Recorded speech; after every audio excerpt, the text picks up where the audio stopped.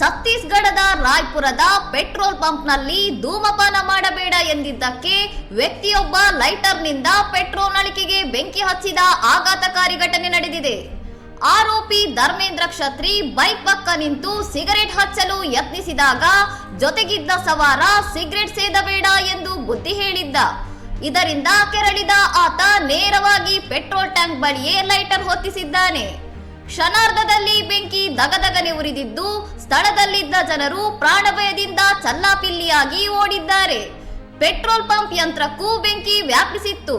ಕೂಡಲೇ ಕಾರ್ಯಪ್ರವೃತ್ತರಾದ ಪಂಪ್ ಸಿಬ್ಬಂದಿ ಮುಖ್ಯ ಇಂಧನ ಪೂರೈಕೆ ಆಫ್ ಮಾಡಿ ಅಗ್ನಿಶಾಮಕ ಯಂತ್ರದ ಮೂಲಕ ಬೆಂಕಿ ನಂದಿಸಿ ದೊಡ್ಡ ಸ್ಫೋಟವನ್ನು ತಪ್ಪಿಸಿದ್ದಾರೆ.